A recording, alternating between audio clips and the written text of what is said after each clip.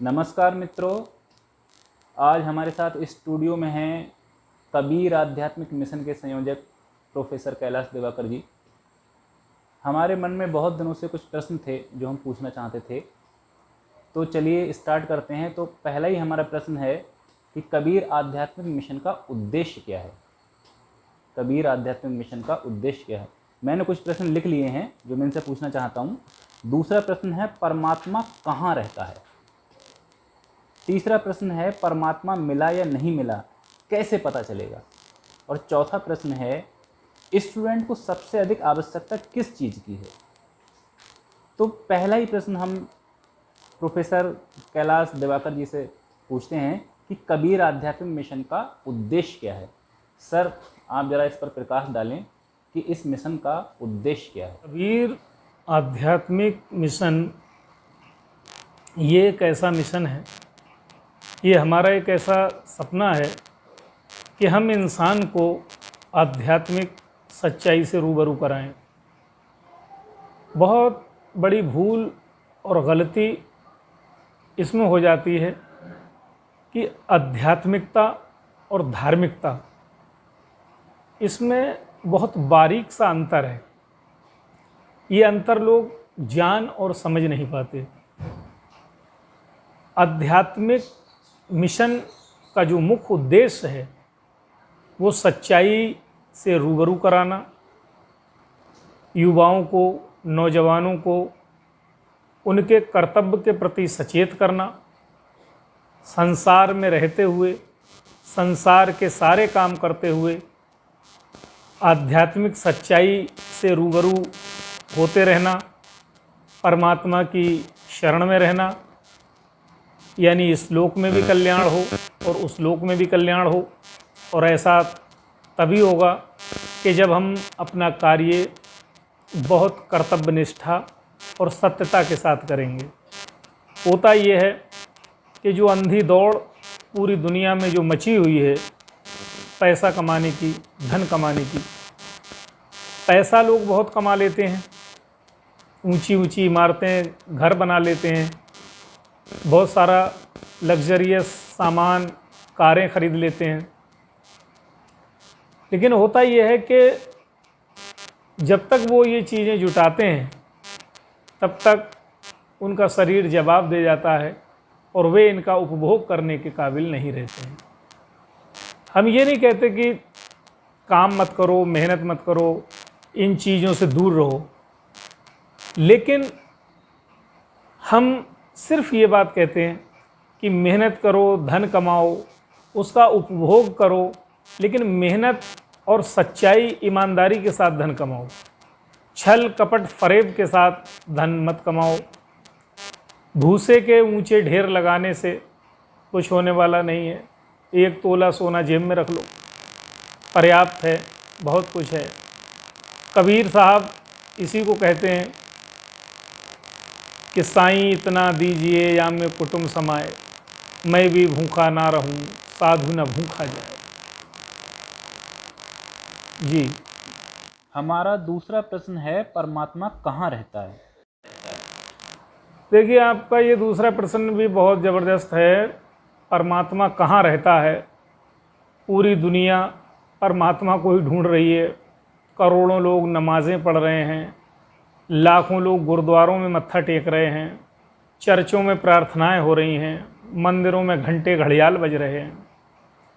लेकिन सवाल वही है कि परमात्मा कहाँ रहता है और परमात्मा मिला या नहीं मिला, और मिला तो ये पहचान कैसे होगी कि परमात्मा मिला।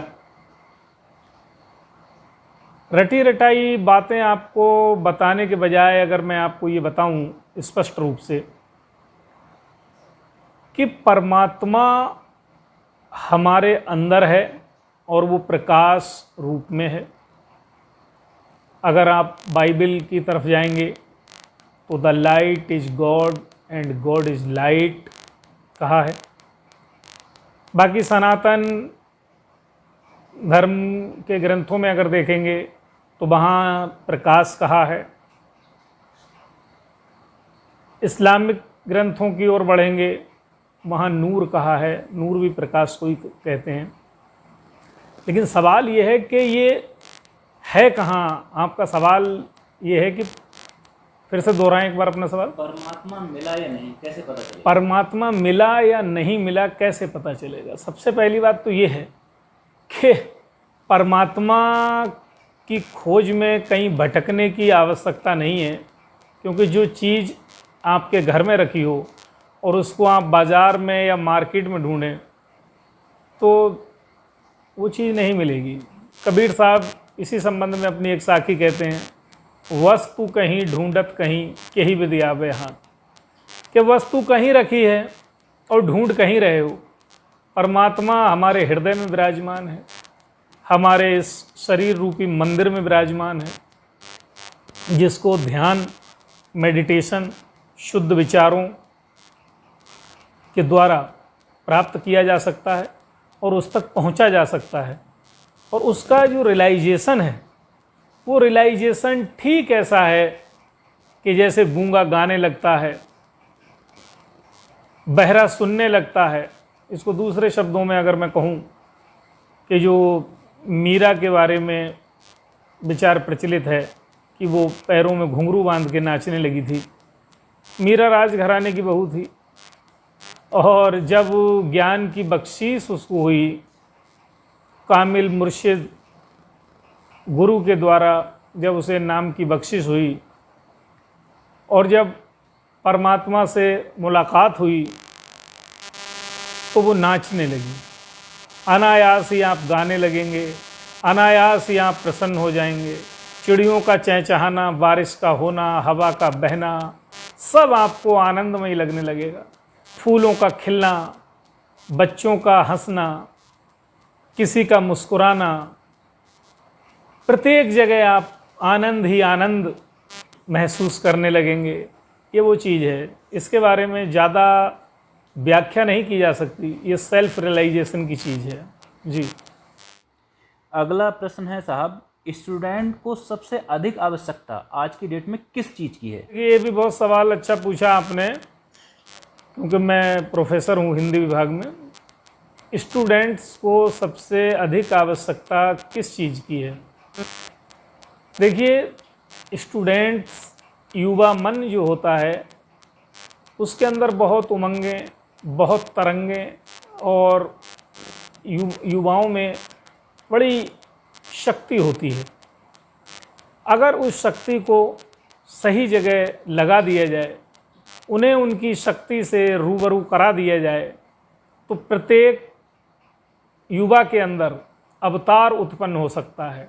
मैंने एक न्यूज़पेपर भी निकाला था बहुत पहले, जिसका नाम था युवा अवतार। लोग मुझसे पूछते थे कि युवा अवतार, भगवान का अवतार तो सुना था, देवी देवताओं के अवतार सुने थे, लेकिन ये युवा अवतार क्या है? तो मैं उन्हें बताता था कि अगर युवाओं को अपनी शक्ति, उनकी शक्ति से रूबरू करा दिया जाए, उनके टारगेट से, उनके लक्ष्य से अगर उनको रूबरू करा दिया जाए, तो वो दुनिया की दिशा और दशा बदल देंगे। ज़रूरत है उन्हें उनकी शक्ति से रूबरू कराने की और सही मायने में उनका जो मार्ग है, सच्चाई का मार्ग उन्हें बताने की आवश्यकता है। क्योंकि तरक्की तो आप झूठ से भी कर सकते हैं, थोड़ा बहुत आगे झूठ से भी बढ़ सकते हैं आप, और जो चीज़ गलत होती है वो जल्दी पनपती है, लेकिन वो मिटती भी जल्दी है। आज ईसा मसीह नहीं है, सुकरात भी नहीं है, न्यूटन भी नहीं है, कोलंबस भी नहीं है, मंसूर भी नहीं है।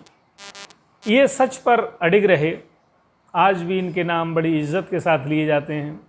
इन्होंने जो सम्मान पाया वो झूठ बोलकर गगनचुंबी इमारत बनाने वाले, सोने चांदी के ढेर इकट्ठे करने वालों ने न कभी पाया है, न कभी पाएंगे।